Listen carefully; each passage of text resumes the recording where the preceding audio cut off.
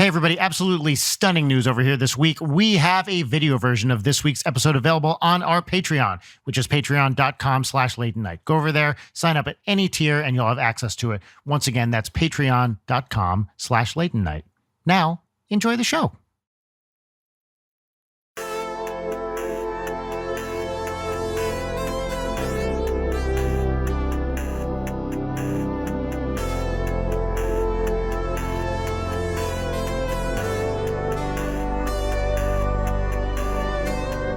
So I heard that your family recently went to Super Mario World, and I was wondering if you had anything to report. Yes. So yeah, as I mentioned on the episode with Marisha, I did not go. I did wait online to get my wife and daughter tickets because that's the kind of father and spouse I am.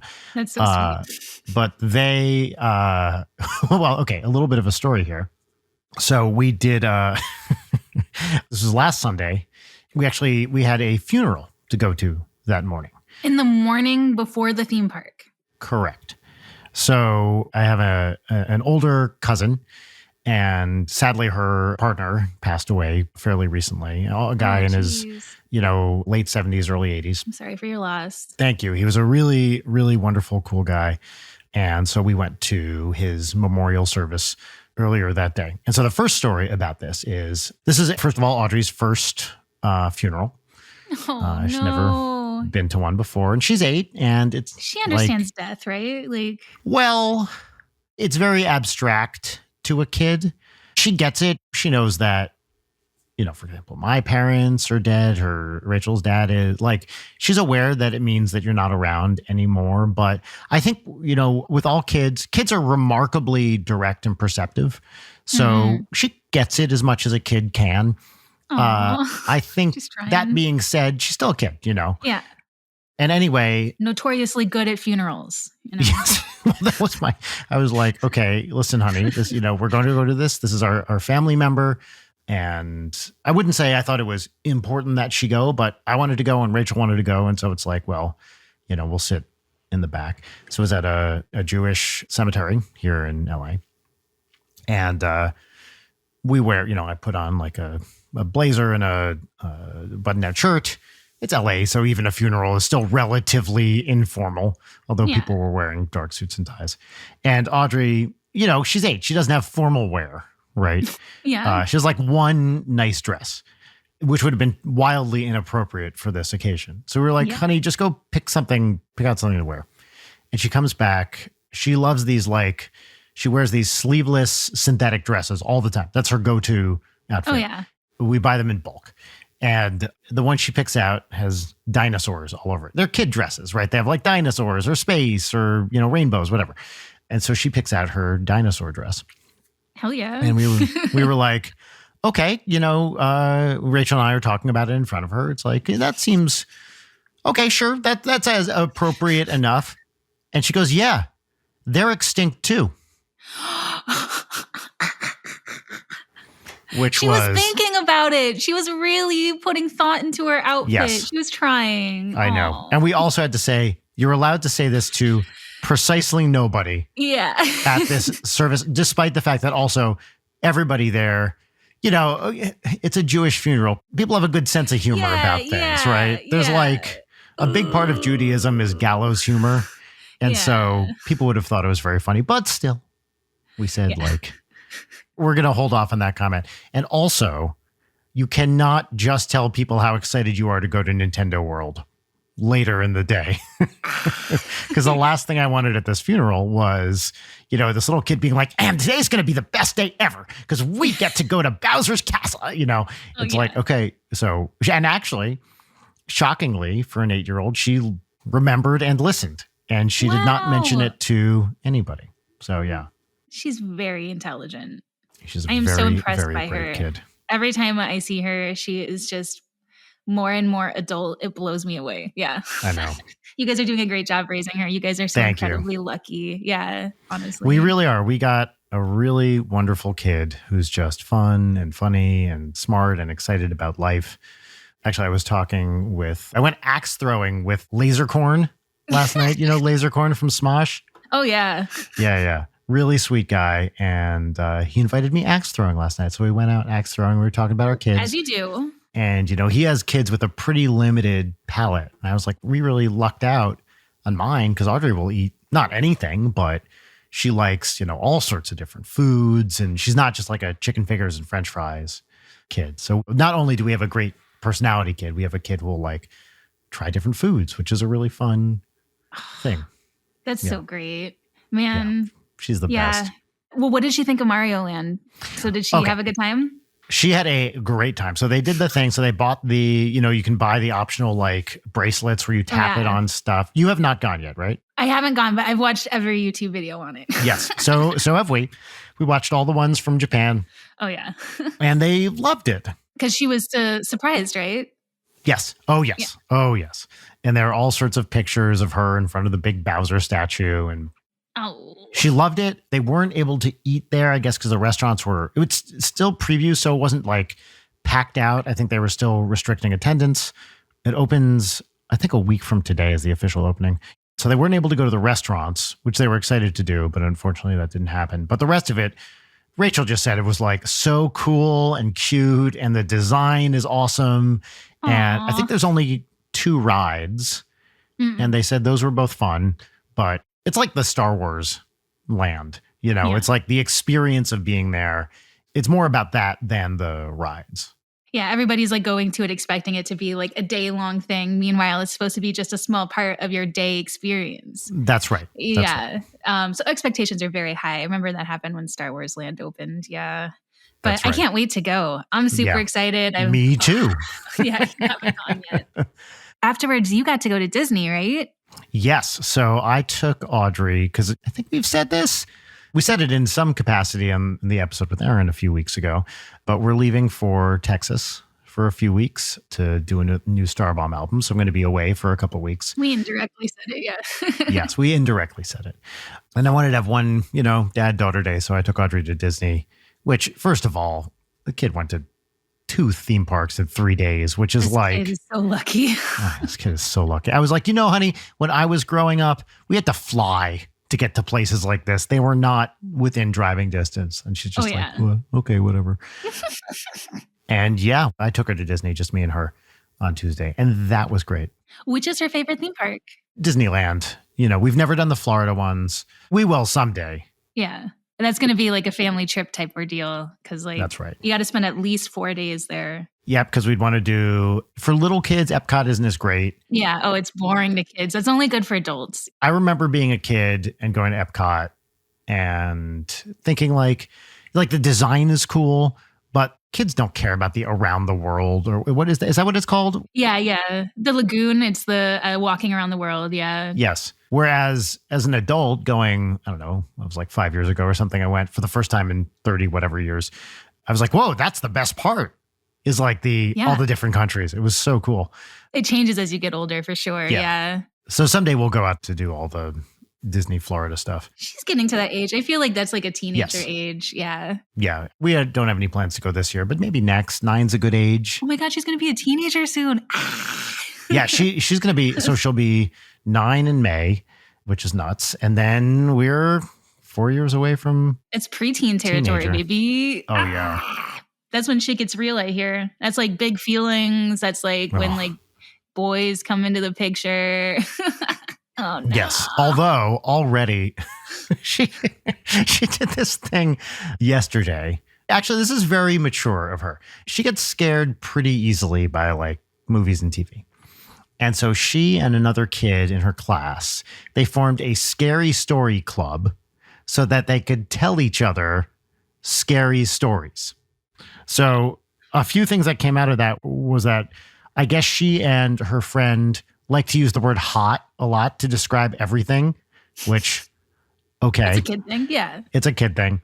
But she has, to overcome her fear of scary stories, started telling scary stories, which is the ultimate experience in grueling horror, I guess. Dude, she's doing exposure response therapy. I know, right? Yeah. Facing her fears. That's amazing. Yep. Without even knowing it, she's doing therapy. So cool. Yeah. Here's a question for you. When do you remember like friend drama kicking in school? I feel like as someone who had 3 older brothers and an identical twin sister, I always had family drama. Right. Friend drama, Yes. though, started probably in middle school, I think. Okay. Like, so that would be like 6th grade. Yeah. That's when grade. I see. we started forming cliques. I feel like that's when the cliques kind of started. Yeah. Because we're seeing hints of it already. Even in 2nd grade, it was sort of starting. And in 3rd grade now, there's full on drama. Yeah. Yeah. And it's, you never know what you're being told and how that conforms to reality. Audrey also has a flair for the dramatic. So, we believe what she tells us, but there's always a question of like, how much of this is being like... Yeah. Kids dramatized. Yeah, exactly. She told us a story the other day. She was like, let me make up a kid's name. I don't know, Beth. She was like, Beth and I were sitting on the play structure and she was watching something on her computer. And I said she wasn't supposed to do that. And then I went and got a teacher. So she's telling us this little thing, something like that. And then at the end of it, real quiet, she goes, and also I punched her. Oh. And we were like, what? She was like, I was pretend punching her. And then I accidentally punched her a little bit. And we were like, honey, don't. A thing I've told her many times, which is don't pretend punch people because precisely that might happen. And the kid wasn't like hurt. It was like a, glancing thing or whatever. But what she chooses to emphasize in any given story is always... She's learning her boundaries. She's definitely like recognizing which things will get her in trouble when she tells you versus when she tells her friends. So she's noticing that now for sure. Like she wasn't sure to keep that part to herself completely yet, though. Yeah, and that's one of the things I do love about her, which she is like she's scrupulously so honest. Yeah. Very honest. And I was like this as a kid too. Even if I know it's going to get me in trouble, I'm bad at lying. And certainly as a kid, I couldn't keep anything from my parents ever. Yeah.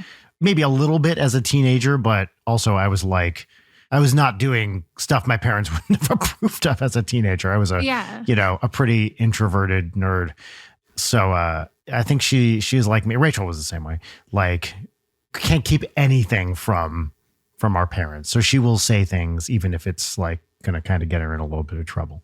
Yeah. Well, I feel like that's a good way to be too, honestly. Yeah. I feel like lying starts off because it's like an attention-getting behavior, right? So like if you don't ever feel the need for that attention-getting behavior, you're not going to exhibit it. So it sounds like you guys just didn't have to worry about that. No. A lot of parenting is like setting up trends for the future. And so we're half, anticipating there will be a time as a teenager where she makes some bad decision and then maybe she finds herself in a tough situation. And we have always told her, like, you tell us the truth. We will always be there for you. Even if we're like upset, we are always there and you can always tell us the truth. So if you ever need us to like help you, we are here to help you. Like she sneaks out of the house and goes to some party and then needs someone to pick her up. Yeah. Okay. We will go pick her up. And we want her to know that, and that's not going to happen for many years, hopefully, but. Yeah, but you're building that rapport now. Yeah, that's really good. That's right. She knows that she can come to you guys if she needs you. And I love that. Yeah, like that's what kids need. Like I hear so much today about missteps in communication and parenting where like I feel like there's a big emotional disconnect where people seem to be stuck on the past. I mean, I remember my mom used to tell me all kinds of like parenting advice when I was a kid where they're like, you let the kid cry it out for like the first few months in the crib to like break them and then they won't, cry anymore or whatever. Or like I know some cultures do like blanket training where they like put a baby on a blanket and they'll like hit the baby if they get off the blanket. Oh, wow. Yeah. Like it's amazing to see how far we have come in just emotional knowledge on how to raise children and how formative those beginning years are. I feel like that is something that's really happened in our generation and I hope continues on. And I see a lot of like generational curses being broken that way right now. Totally. Because people are more aware of mental health now than they were certainly even when I was growing up. My parents, I think, were not aware of it basically at all. My parents were great parents, but I don't think they ever thought about mental health issues or like, I don't think they ever asked themselves, what is this going to do to my kid's mental health? In a way that Rachel and I do. And I think a lot of modern parents do as well. So I'm glad we're asking that question.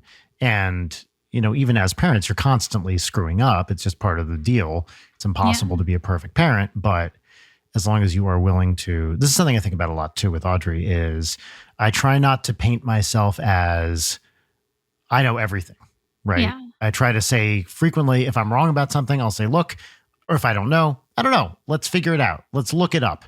And if I make a mistake, if I get something wrong, I will be the first person to say, actually, I was wrong about that.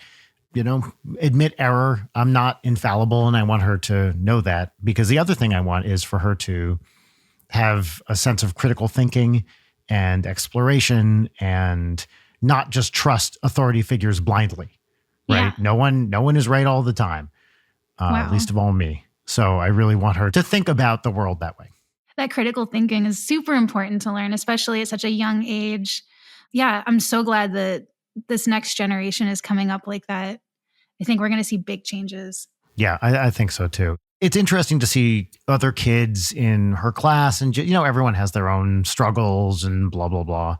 But in talking to other parents, people are more or less on the same page, I think, about this, more or less. No. Well, I mean, we also live in California, so I feel like it's a little bit different here versus other states where it might be a little bit more closed off and reserved. Yeah, and I think it depends on, the specific school and just a combination of people too. But yes, obviously California is a pretty liberal place overall. Yeah, we live in Los Angeles County area, so it's pretty nice, all things considered. I would consider. Yeah. So I think so too. I think it's great out here. I feel very blessed to live in California compared to Florida. California's been very kind to us. Yeah, totally. I loved many parts of New Jersey, but I would probably not move back to New Jersey as an adult. Yeah. I wanted to say for people who are listening and maybe more I am, where they had a difficult upbringing, hearing stories about how amazing you are with Audrey might be kind of hard to hear because they didn't get experiences like that growing up. And if you are like that and feeling that, I have a great tip that I learned in therapy, and it's called reparenting. And it's basically where you get to reparent your inner child and just teach yourself the things that you maybe didn't learn as a kid. And this sounds so silly, but it actually did a lot for me when I was depressed and helped me bring out of my depression. Just watching videos on YouTube about how to make a bed, how to wash a car, even updated videos on how to brush your teeth. Cause I've learned all kinds of things. I had great parents and I was taught how to brush my teeth wrong. How to brush your teeth. I mean, there's always new techniques coming up too. Yeah. Sure. Yeah. But yeah, so there's so many things that you can learn, like how to fold a fitted sheet. That I don't know. You might not have learned as a kid. Yeah. So reparenting is a huge tool you can take for yourself. If maybe you didn't learn these things as a kid, take that into your own hands and then give yourself that knowledge, because knowledge is power, kids. That's right. And this is Late Night with Brian Wecht. Hey, everybody. My name is Brian Wecht. And for one final episode, we have your guest co-host, Suzy. Hi, Suzy. Hi, everybody. You might know me from Game Grumps or from Kitty Cat Gaming or my store, Psychic Circle Oddities. I am a feminist taxidermist witch and a card-carrying Satanist. That's great. Yes. Hi, welcome. And it's my last episode, so we were just going to do just one where it's just us for this one. Yep, just so we get a chance to chat, yeah. And hopefully your lovely viewers will stay tuned, because next week, hopefully, Leighton will be back. So yes, that's the plan. That's the plan right now. Yeah. Yeah, I don't want to set off any alarms or anything, but we're hoping it happens next week. So fingers crossed. Yeah. I want to talk about the Satanism for a moment. Yeah. Is there a particular branch of Satanism that you identify as, or just generic? I don't know. Yeah, I would just consider myself a secular Satanist. I really love everything that they stand for, all of their tenets. Everyone thinks it's all super devil blood worship, orgies, babies eating, whatever. Right. But if you actually go through the tenets of it, it's all about self-respect, being kind to yourself and others, and just learning. And honestly, who couldn't be behind that? I really love the things they've been doing for women's reproductive rights and just trying to get the word out and just get information out to people. I really appreciate them for that.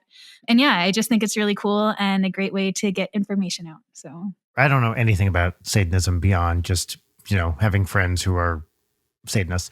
If you're a Satanist, how do you reconcile the whole hell and damnation part of it with all the good stuff? I would say it's more of an attention getting thing because so much of religion is just shoved down everybody's throat and made part of American society, even though we're supposed to be a separation of church and state. So it's just kind of a tongue-in-cheek making fun of that. Right. And I mean, honestly, I think that's where it started and it's just kind of stuck. But I don't know too much on that. I don't want to speak too much on that. No, that's fair. I recently, a couple months ago, started following a great Twitter account. I think, let me make sure I'm saying this right.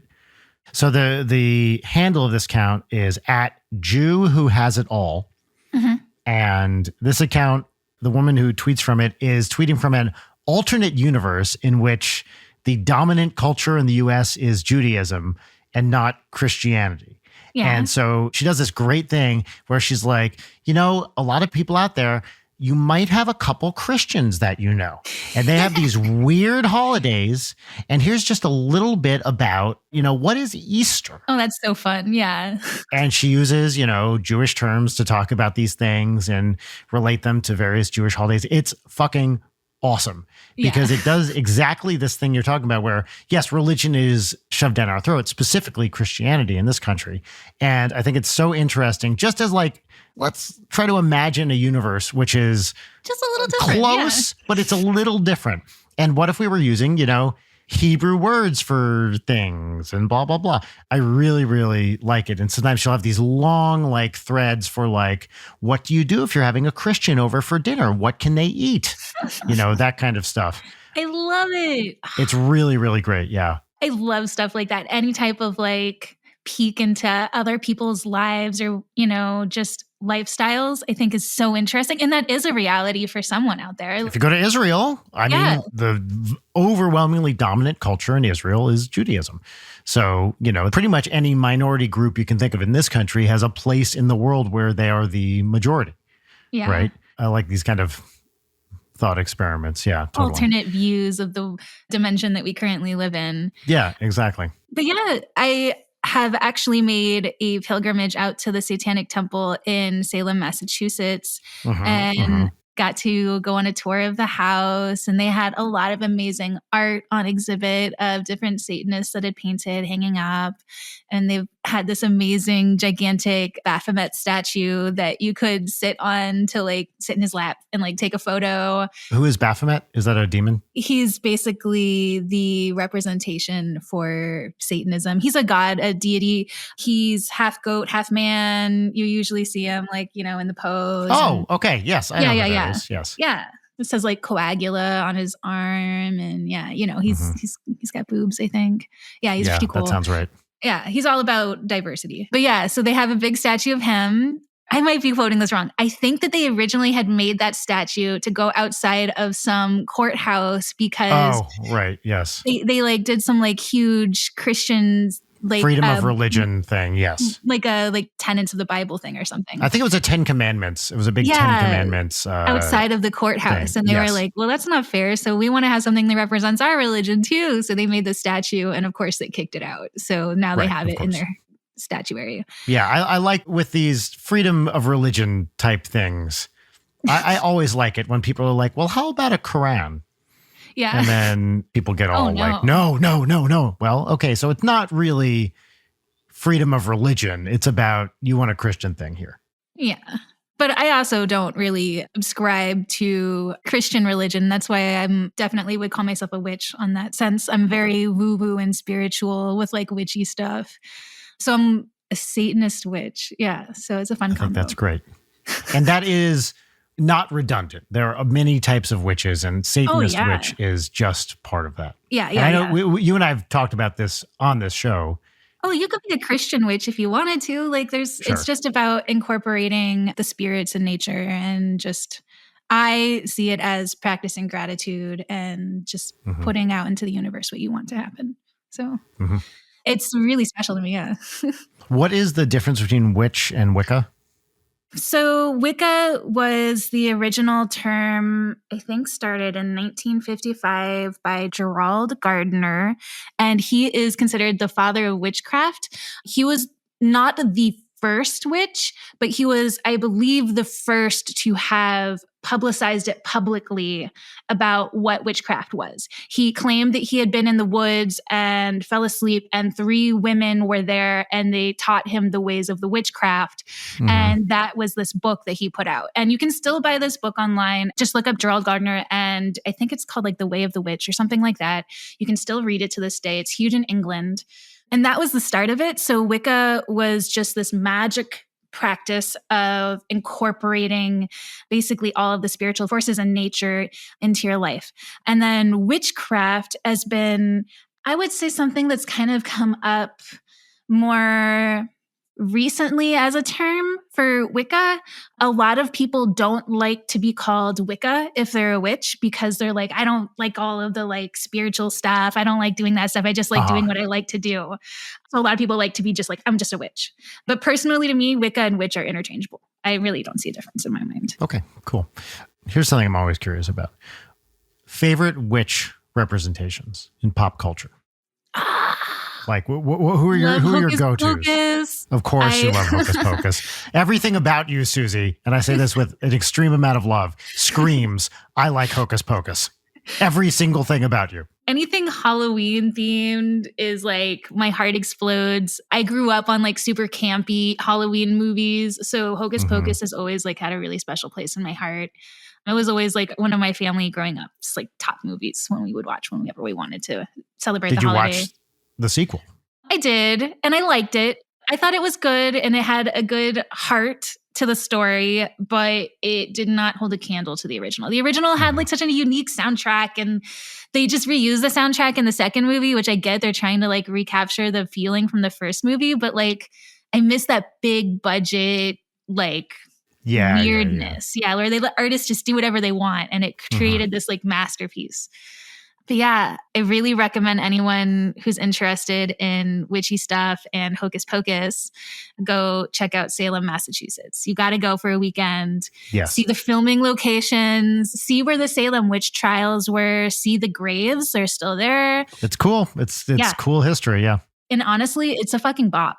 Like, they have converted Salem into this like, it's like my people. It's like Halloween goth town. Literally, like all of the stores are witch stores, like goth clothing stores, like bookstores, crystal stores, like you name it, weird shit is there. And I am here for it. So we go every year for the week before Halloween, and we just really enjoy it. That's awesome. It's really great actually to go to that part of the country and see all the revolutionary and pre-revolutionary stuff, because there is so much of it, you know, in that part of the world around Massachusetts, Rhode Island, you know, everything over there.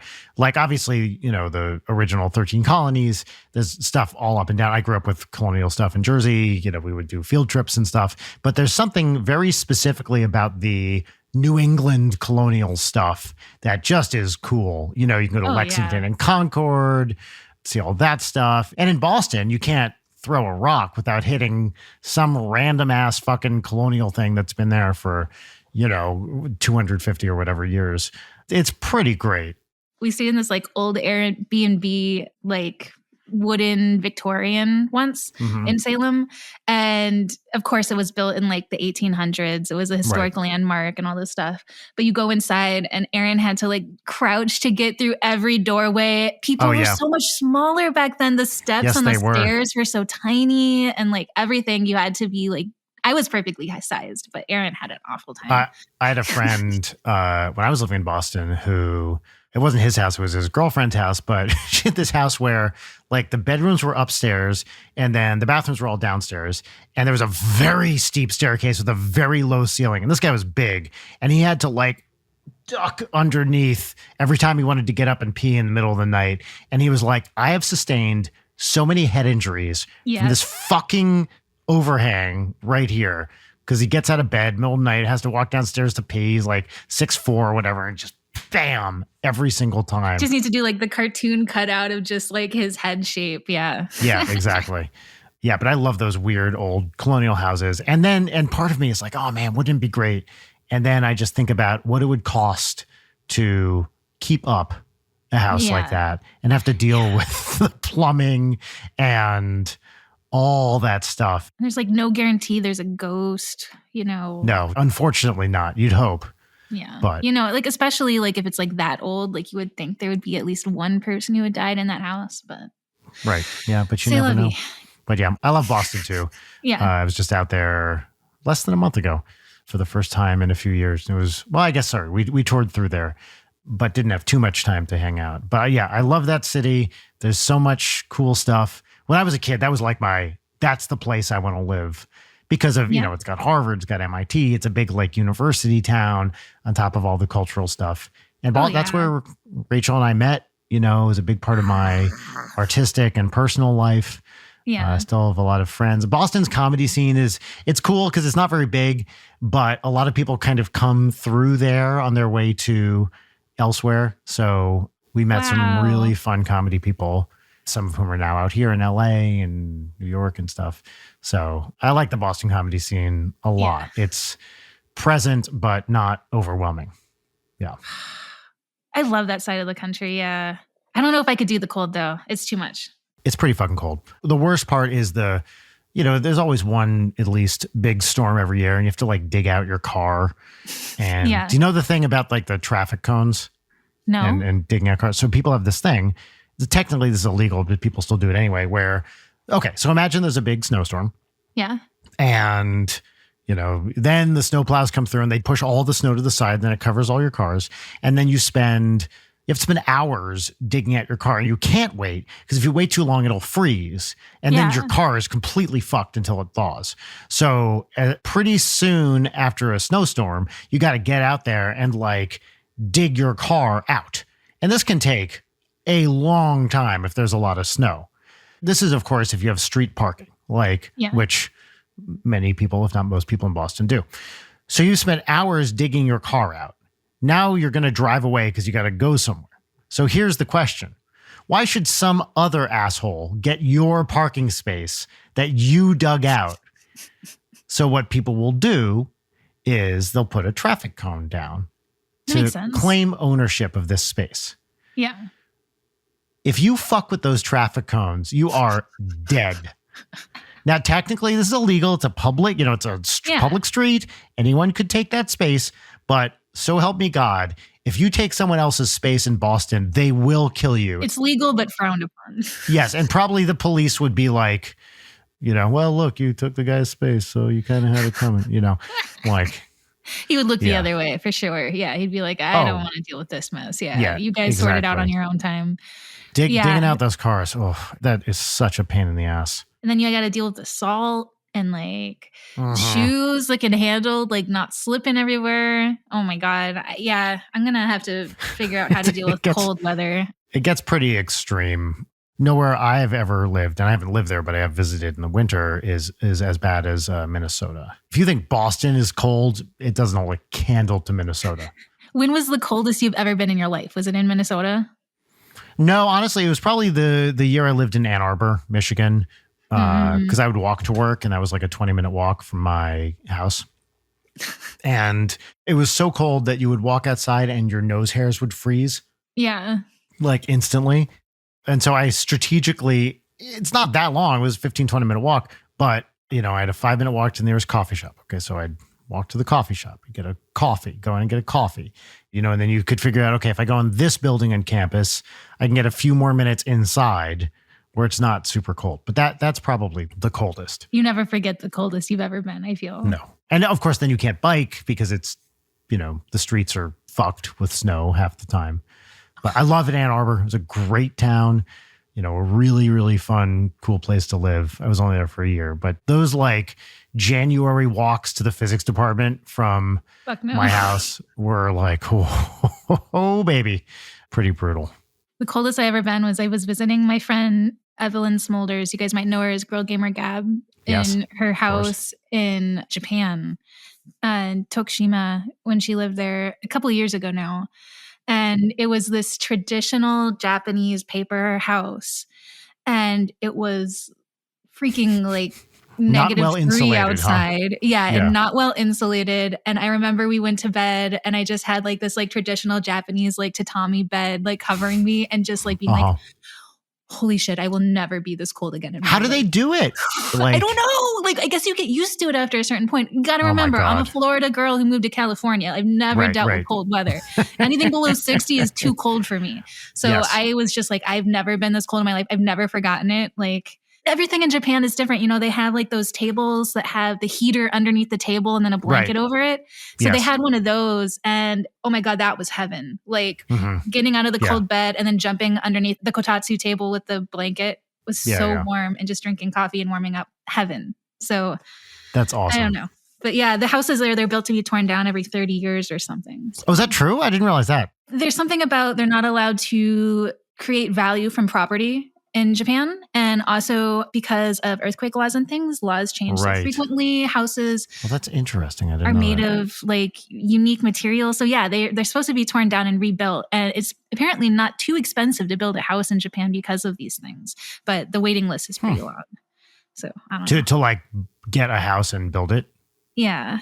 Well, like also like they're doing things right now in Japan where they're like basically paying people to move to rural towns because all of these kids are finishing college and moving to mainland like Tokyo and leaving these rural towns behind. And there's this aging population that needs workers. Yes. And Japan has a negative birth rate too, right? Yeah. They've been selling more adult diapers than baby diapers for over 7 years in a row now. Yeah.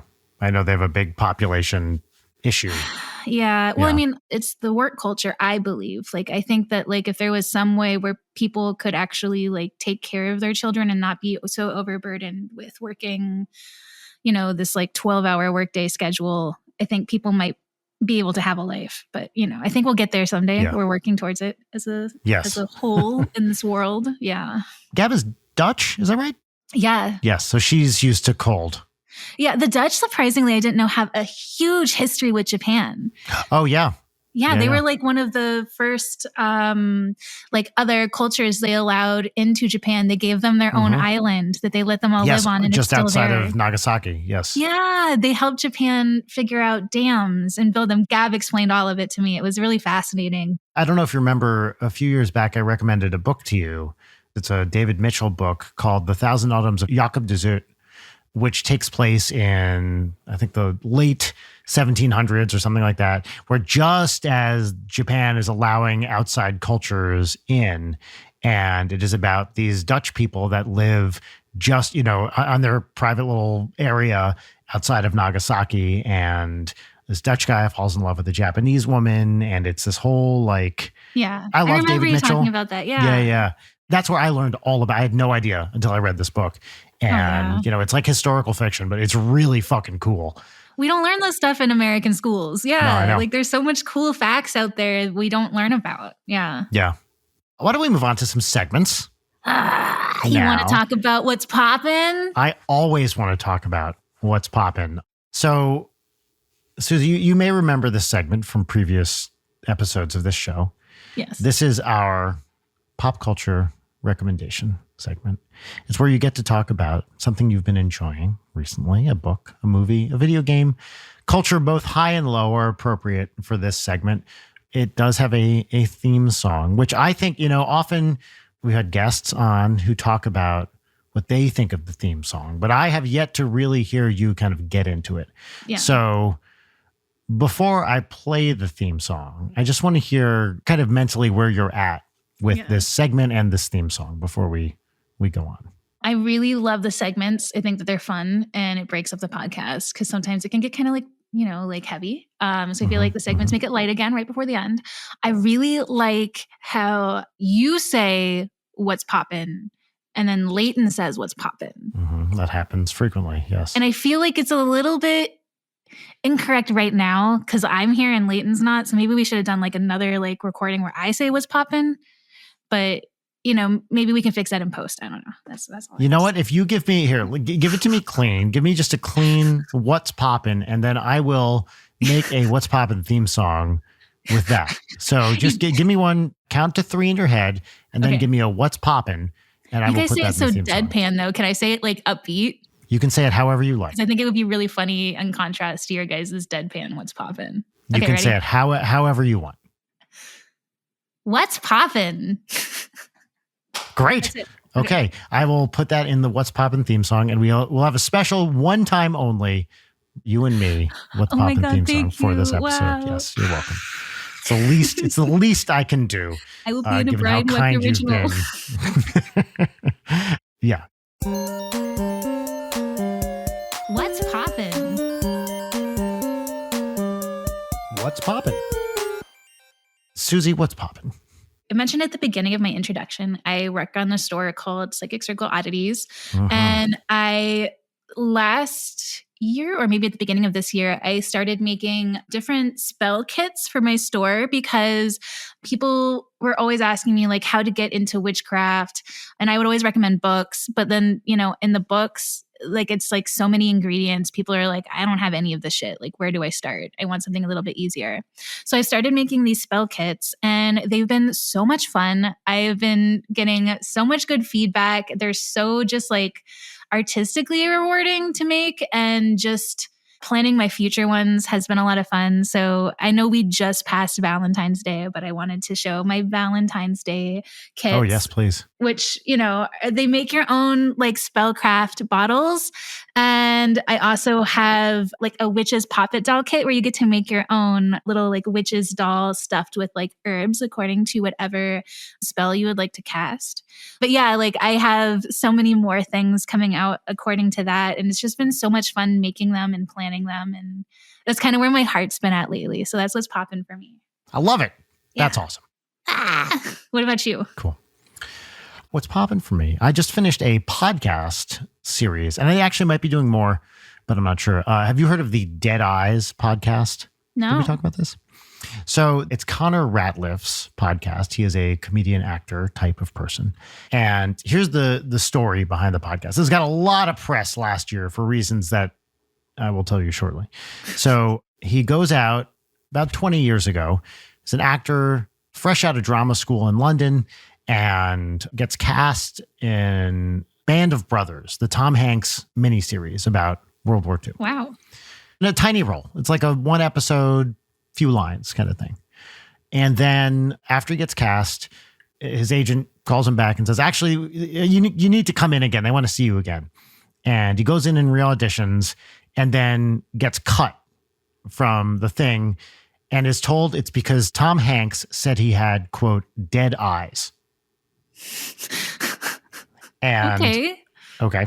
So this podcast is to frame it as he's trying to figure out why he got cut. That would be to do it a disservice. Basically, it's him talking to other people in the entertainment industry.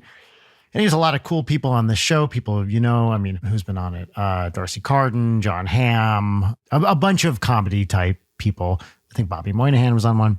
And it's him just talking to people about what a career in entertainment is, about failures they've gone through, things where you're on top of the world and then suddenly the rug gets pulled out from under you. And it did it in seasons. First season was 2020, came out like kind of, I think it was just around the pandemic. And they just finished the third season fairly recently, culminating with him finally talking to Tom Hanks at the end. On the way, he talks to Colin Hanks, and it's really fun. The framing device of the dead eyes thing, it kind of gets lost. I mean, he keeps referring to it, but it becomes secondary to him just talking to people about their careers in entertainment and rejections they've had. It's really great. He's a very, very funny guy. Like the final conversation with Tom Hanks is just fucking great. Oh my God. Tom Hanks seems like he deserves his reputation as being a super kind, wonderful person because he shows up and has this very emotionally honest and open conversation. And of course, he has no memory of this event whatsoever, which makes sense. Also, the big question is, why would anyone tell an actor that? Like, what a fucking horrible thing to say to someone, right? Maybe he didn't think they'd hear it. Oh, no, he had someone call him and say, you've been cut because Tom Hanks said you have dead eyes. Like, this was not like, oh, he overheard something. He was very specifically called by his agent's assistant and told this. So Jesus Christ. I've always been treated badly though by like people in the business though. Like whenever I did like modeling jobs and stuff, I would be like waiting for my ride to pick me up and they'd be like, you should really look into teeth whitening. Your teeth are really yellow. Oh my God. And, like they'd say shit like that. I don't think there's a filter there. So no, I think that's just maybe like how it's just communicated more blatantly. It's not kind. And, as he talks about, I don't want to give anything away, but he talks about with Tom Hanks. And Tom Hanks says, look, if it's me and my producers and we're watching like footage, we're going to say shit that actors, the people on screen should never hear. Mm-hmm. We're saying stuff because we need to be brutally honest in that room, in the editing room, like not in front of people.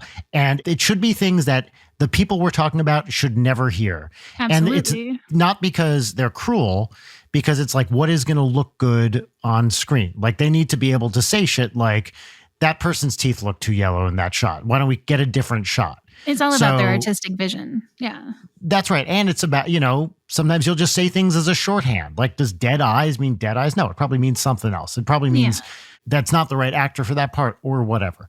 Yeah. So Hanks says, I think correctly, that should never have been communicated, even if he used that language. And he's like, I'm sure I did. If someone said that to you, I'm sure I said that. And I will freely admit that that's something I probably said and would have said in that role in that time.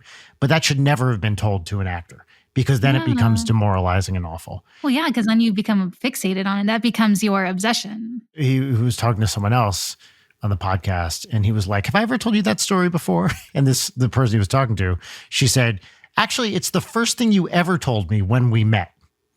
So he's been like fixated on this for 20 years or whatever.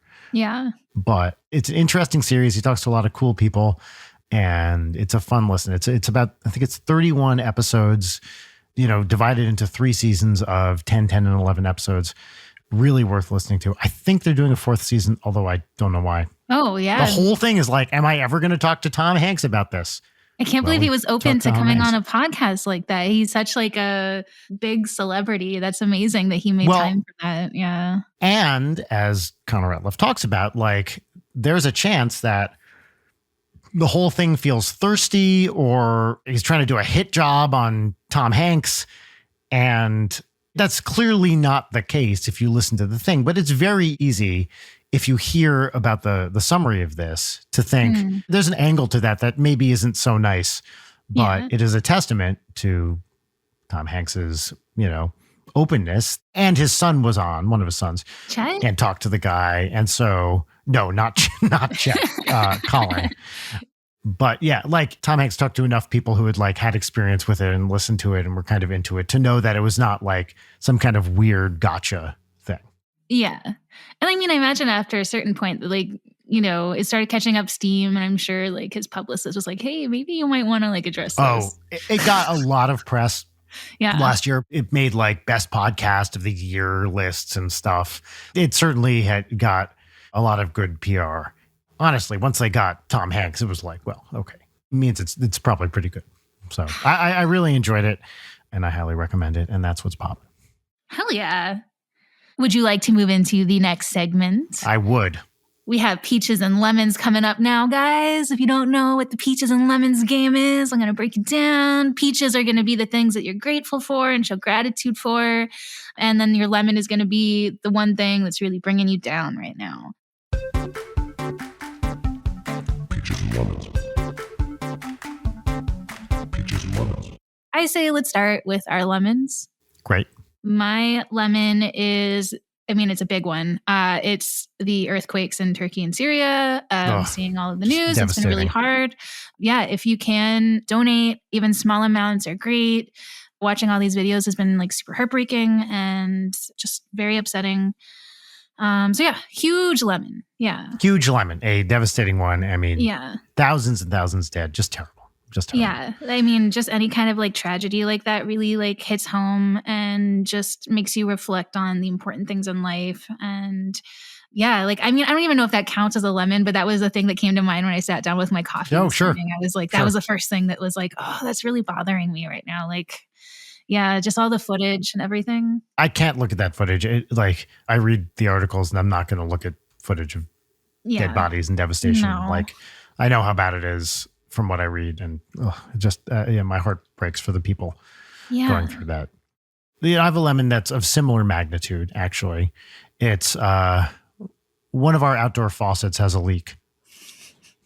Oh, no. And I'm not going to say, well, you know what? Yeah, it's almost as bad as your lemon. I think it's fair to say. No, this is the most petty thing imaginable. Did the water company call you and tell you it was leaking? Yeah, no. Like, it's right in front of our house, and I tried to fix it, and I was like, I can't fucking do that. I get so... Anything with electrical or water, I'm like, I'm going to fuck this up if I try to even touch this. Oh, don't even risk it. Yeah. No. Like, I watched a YouTube video how to fix a leaky thing. And they're like, there's 2 versions of this. That's reparenting. Yeah. If it's leaking from the handle, that's easy. If it's leaking from the pipe, that's hard. It's leaking from the pipe. And I was like, well, fuck this. I'm calling a plumber. So we have a plumber coming out. We have a water crisis in California, although it's been pretty rainy recently, so that's good. But still, I don't like the idea of my house leaking water. So hopefully it's getting fixed soon. Yeah. Everything's so green right now. All this rain we got has been amazing. I hope it affected the drought water table levels some. It did a bit.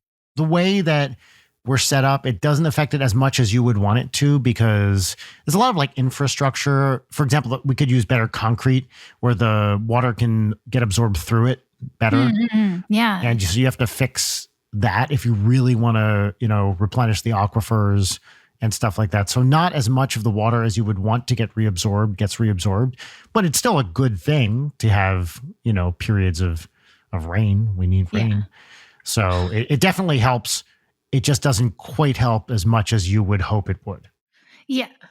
Gosh dang. Well, it was nice to have a rainy season, at least for a little bit. Oh, it's great. We planted some California poppies in our front yard, and they are just like, we can see that they're going to like blow the fuck up when spring hits, because the green is already poking through. It's pretty great. They have that great big poppy bloom every year in California, and people go for their Instagram pictures. They closed it down this year. They're not letting anybody go to see it. Yeah. They should. Because it fucks everything up by stomping on it. Yeah. Yeah. I have never been to it personally, but I was like, that's probably a good call. And plus, you can see them growing all over California. You don't have to go. Yeah, you don't need to go stomp on a bunch of flowers. Like, let the flowers just go flower. Yeah. Chill out with your fucking Instagram pictures. Like... Well, okay, that's a pretty good lemon. I mean, yeah, very comparable on the scale. Of course. As for peaches, I got 3 peaches for you guys. Let's hear it. First peach, super thankful for coffee. Mm-hmm. I feel like I really need a caffeine detox. I have not done one in I don't know how many years. I don't know if people even believe in that, but just kind of like resetting your tolerance for coffee. Sure, of course. I do this pretty regularly where I'll do periods without coffee. I think it's a real thing for sure. Yeah. But yeah, I'm like a real 3 tablespoons sugar. I got Italian cream in my coffee, and I like to do a pour over thing. So like the perfect cup of coffee that's one of my peaches. Do you guys have the fancy, like the long handled pour over pot where you like... Oh yeah, like the teapot. I have like an electric teapot, that I make the water, and then it's just like a little like funnel thing I put on top of the cup. Yep. But yeah, I don't have a coffee machine, but that's okay because pour over is the best way to make coffee. Mm-hmm.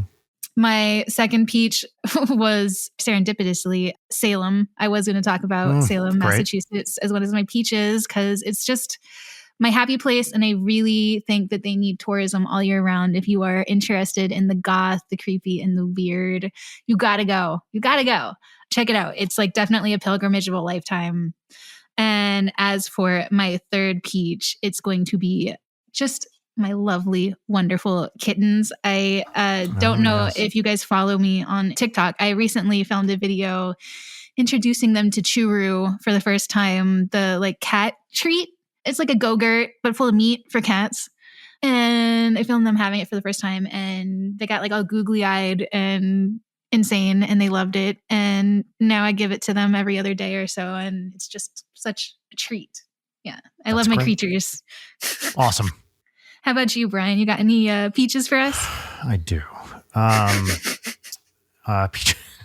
Peach number 1 is another Audrey one. So a couple days ago, she bursts through this door here, and she's like, "Daddy, You have to come with me right now. The new Tears of the Kingdom trailer is out, and it's sick. It's the sickest thing I've ever seen. It's so sick.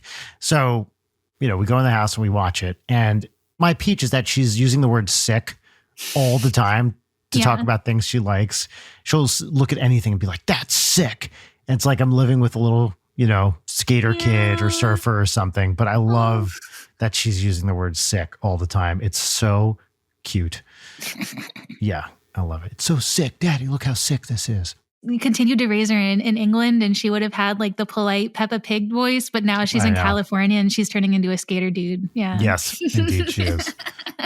Peach number 2 is, I don't know why it took me so long to do this. I tried a matcha latte recently, and I'm not really a latte person because I am lactose intolerant, but you can get them with oat milk or whatever.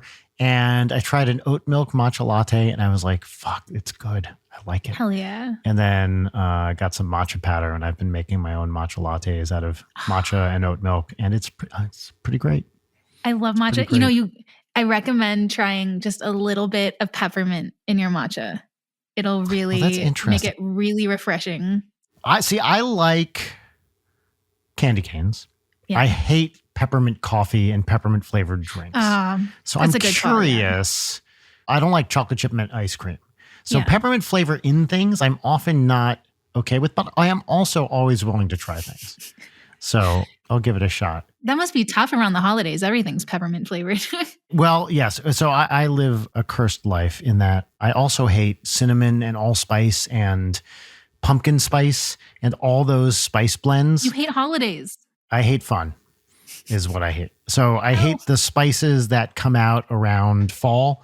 All of those spices, I can't stand the smell. And those persist from, roughly the beginning of October, if not mid-September now, through mid-January. Those smells I hate. I don't mind the smell of mint. I like mint a lot, but I just don't like the peppermint like lattes or whatever. Peppermint coffees, peppermint bark ice cream. Artificial flavoring, maybe. Is that what you don't like? That's a big part of it, actually. I really don't like artificial flavorings, artificial fruit flavorings, especially.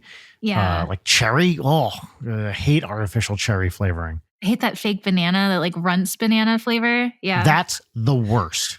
It's the absolute worst. Yeah. For some reason, that fake banana flavor tastes like medicine to me all the time. It's just terrible. So yeah, I don't like good and fun things. I like cold, flavorless misery. It's very right up your alley, Brian. I'm happy for you to have your new drink. Thank you. Thank you very much. And my final peach is, so this episode is coming out on the 17th, and this is also the day that we have released the first new Ninja Sex Party original song in like 3 years. Single's out today. It's called I Own a Car, and we have a video animated by Shuchuru. And it's been a long time, the pandemic. We had to completely switch tacks for how we were going to do our next album. And so we put out an original album in 2020. We'll have an original album out later this year. And in the meantime, we did our Level Up album where we re-recorded old songs with Twerp. And then we had an acoustic album. But this is our first new original song out in several years. And it feels great to, have something back out and be doing more stuff. And we're going to keep putting stuff out. Thanks. Oh, that's so huge. Wow. Everybody has to go and watch the video. Link's going to be down below. Congratulations on the new project, Brian. That's huge. Thank you. Yeah, it's like so many things we all do. Game Grumps, everything in the stuff our friends do. I can't believe it's still happening. Yeah. I feel the same way all the time. Next year will be NSP's 15th anniversary, which is crazy because it feels like last year was our 10th. And the fact that we are still doing things and putting out music and touring and doing all the stuff, like it's just wild. Yeah. And that everything is still going strong with Grumps, NSP, all the stuff we're all doing. I often tell people when we moved to LA about 7 years ago, a little more now, I met with a financial planner and he was like, okay, so tell me about your career. And I was like, well, I'm in this band and I don't know how long it's going to last. And he's like, okay, well, just give me an estimate. And I said, I don't know, 2 years. And that was 7 years ago. Yeah. And things are still, going up. So I am grateful every day for this career. And of course, you and Aaron have been such a huge part of that. If Grumps was not a thing, if you guys were not in our lives, I'm 99.9% confident that I would not have the career I have. So you and your husband and all of our friends in the Grumpsiverse, like, what can I say? How do you say thank you to someone for literally everything? No, you have your own talent and your own energy that you have really worked so hard to just like shape your own way and your own vision. And it's just so artistic and unique. And you're so funny. And so is, Dan. And just watching how far you guys have come has been amazing. And I can't wait to see where you guys go in the next, 15 years. Yeah. I was just saying when I was hanging out with Lasercorn last night, I was saying how much fun it is now that we've all been doing this so long to see people moving on to the next phases of their careers. Mm-hmm. Like talking with Marisha last week, it's like, she was doing one thing for a while and then Critical Role blows up in this huge, amazing way.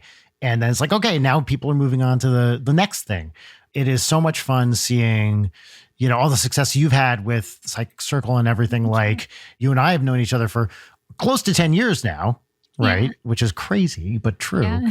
And seeing how different in a good way all our lives have been, it's fun. And a lot of people, who I knew like you and Aaron, who were very successful, very young, and now are, in their 30s and going on to other huge successes. It's just awesome to watch this rising tide lifting all these fun boats and, people doing different stuff, taking chances, trying new things, not just resting on their laurels with the same shit that they've been doing forever, but actively branching out into new projects, which you've done a ton of, Aaron's done a ton of, Dan, me, like so many people and so many of our friends. It is just the best to see people continuing on with their lives and having all sorts of fun new projects to do. Hell yeah, gamer. That's the artist's secret. It never stops. If you stop creating, you're dead. Like the artist is just always going to keep going. Yeah. Yeah. And I do want to say thank you again for being here for these episodes. It's been so much fun doing this with you. Like, you and I back in the day did a bunch of Grumps episodes or Grumpcade or whichever Steam track, whatever it was back in the day. But this is the longest thing. I think even if you add up all those Grumps episodes, this is probably the longest thing you and I have done together. And it's been awesome. I love it. So thank you for being here. No, it's been my pleasure. And I'm just so glad to be here and to be even considered for the part. So thank you so much for thinking of me. And it has been a blast. I've had so much fun talking to everybody. And if anybody would like to continue following me, I am at Mortimer on Twitter and on Instagram, and my store is Psychic Circle Oddities. And it's just been a blast. Thank you guys so much for having me and for all of the kind comments on social media and everything. It's been so much fun. Yeah. Do you have any parting words for the listeners as we go out here? Definitely to be kind, and especially be kind to animals, and report without hesitation if you see an animal being hurt or a child. Great. Amen. Love it. Amen. All right. Bye, everybody. Bye, guys. Leighton Night is produced by Brian Wecht, Leighton Gray, and Jarek Centeno. Follow us on Twitter at Leighton Night, on Instagram at Leighton_Night, or email us at leightonnight@gmail.com.